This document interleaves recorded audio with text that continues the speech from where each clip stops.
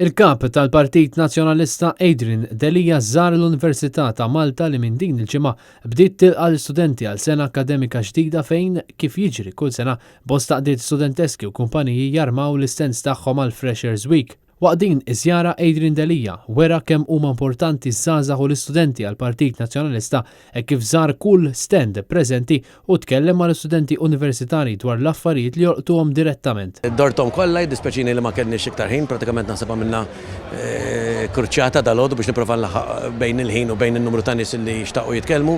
Ħafna minnhom xorta bqajna li ħanitkellmu iktar tard matul il-ġimgħat li ġejjin. Laqatni l-entużjażmu tal-istudenti li jridu jikkontribwixxu lejn is-soċjetà, jridu jbidlu l-affarijiet, jridu jgħidu tagħhom, jridu jesprimu ruħhom huma lesti li jagħmlu l-parti tagħhom ukoll. Dik hija xi ħaġa pożittiva, soċjetà li għandhom iż-żgħażagħ tagħhom li huma eager to change hija soċjetà li kapaċi tikber u tiżviluppa.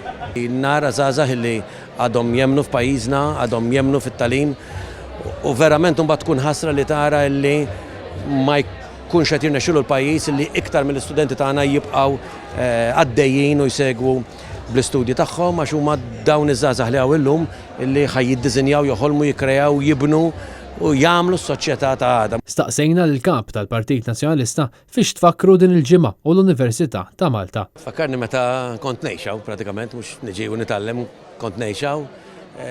Sensazzjoni mhux tal-istudenti ma taż-żożija, sensazzjoni ta' li tiġi u tintaqa' ma' nies ġodda mill-loqsma kollha tal-ħajja, differenti ħafna minn żmienna, ma kien hemm ebda tip ta' organizzazzjoni bħal hawn illum, però kien hemm entużjażmu dak iż-żmien għax aħna konna l-ewwel kors fl-87 f'Ottubru illi konna dħalna grupp kbir għax kienet infetħet beraħ il-policy ta' dawk li jistgħu jkomplu jistudjaw l-università, libertà ta' coming together, ta' kisba, ta' xewqa u xenqa għat-tagħlim imma li mbagħad bdiet issir iktar kreattiva. Apparti numru ta' studenti jakkumpanjaw lill-kap tal-Partit Nazzjonalista kien hemm is-Segretarju Ġenerali tal-Partit Clyde Puli miegħu kien hemm ukoll uffiċjali tal-Kunsill Studenti Universitarji mmexxija mill-President tal-KSU William Farrugia u l-Viċi President Celine Bartolo.